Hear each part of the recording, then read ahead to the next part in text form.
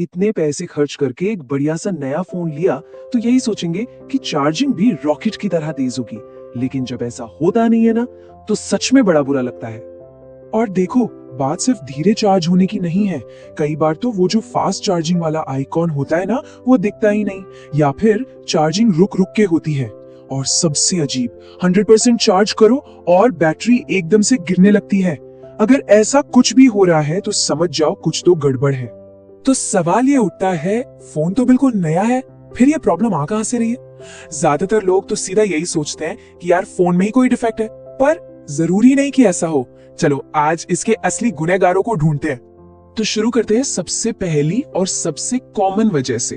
और मजे की बात यह है कि इस पर हमारा ध्यान जाता ही नहीं है, और वो है आपका चार्जर। हाँ, मुझे पता है, सुनने में बहुत छोटी सी बात लग रही है, लेकिन यकीन मानिए ज्यादातर केस में स्लो चार्जिंग का असली विलेन यही अडेप्टर होता है। इसको ना ऐसे समझो, मान लो आपका नया फोन 60 वॉट की फास्ट चार्जिंग के लिए बना है, लेकिन आप उसे चार्ज कर रहे हो किसी पुराने 10 वॉट के अडेप्टर से। तो क्या होगा?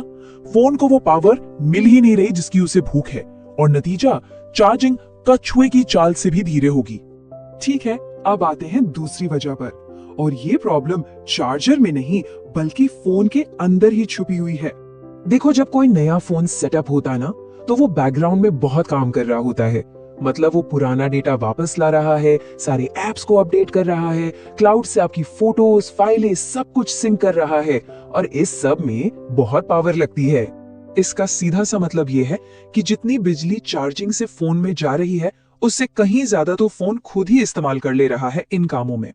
बिल्कुल वैसा ही जैसे आप एक छेद वाली बाल्टी में पानी भरने की कोशिश कर रहे हो। चलो अब एक ऐसी वजह की बात करते हैं जिसे 99% लोग फोन की खराबी मान लेते हैं, लेकिन असल में वो आपके फोन का एक बहुत ही स्मार्ट फीचर है। तो अगर कभी ऐसा हो कि फोन 80% तक तो एकदम तेजी से चार्ज हो गया और उसके बाद एकदम स्लो हो गया, तो टेंशन मत लेना। ये फोन का अपना तरीका है बैटरी की उम्र बढ़ाने का, ताकि वो लंबे समय तक अच्छी चले। ओके, अब बारी है चौथे गुनहगार की, और इस पर तो शायद ही किसी का ध्यान जाता होगा।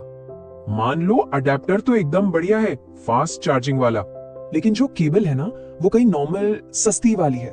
तो फिर उस फास्ट चार्जर का कोई मतलब ही नहीं रह जाता, क्योंकि हर केबल इतनी पावर संभालने के लिए बनी ही नहीं होती।